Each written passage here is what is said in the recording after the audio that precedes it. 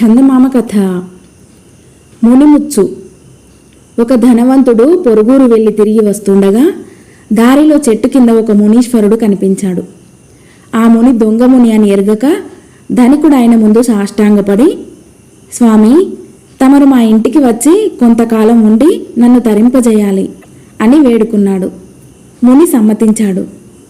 ధనికుడు తన ఇంటి ఆవరణలో చక్కని పర్ణకుటీరం ఒకటి వేయించి పూజకు, యోగాభ్యాసానికి, తపశ్చర్యకు అనువైన సదుపాయాలన్నీ ఏర్పాటు చేయించి మునిని ఆ కుటీరంలో ఉండనిచ్చాడు.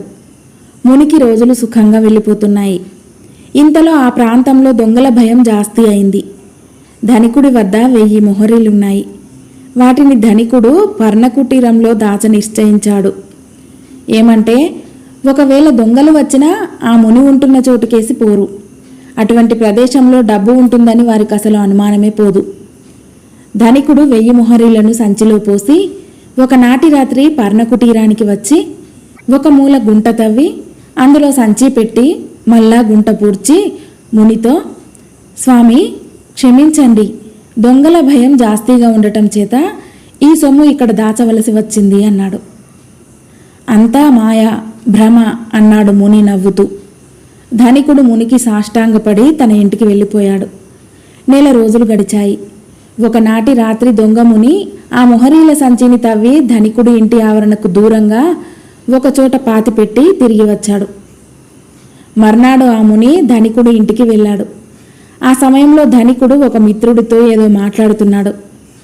ఆయన మునిని చూడగానే లేచి వందనం చేసి, ఏమి సెలవు స్వామి అన్నాడు. నాయనా, నేను వెళ్ళి వస్తాను. లోక సంచారం చేయవలసిన వాళ్ళం, ఎంతకాలమని ఒకే చోట ఉంటాం, ఇక వెళ్ళాలి అన్నాడు దొంగముని. మరికొంతకాలం ఉండమని ధనికుడు ప్రార్థించాడు. కానీ ముని ఒప్పలేదు.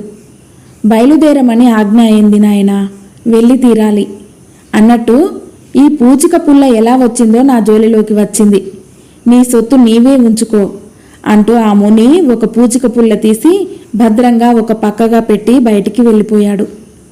ఎవరి దొంగ బైరాగి అని మిత్రుడు ధనికుని అడిగాడు. ఏమోయ్, అలా అంటావేం?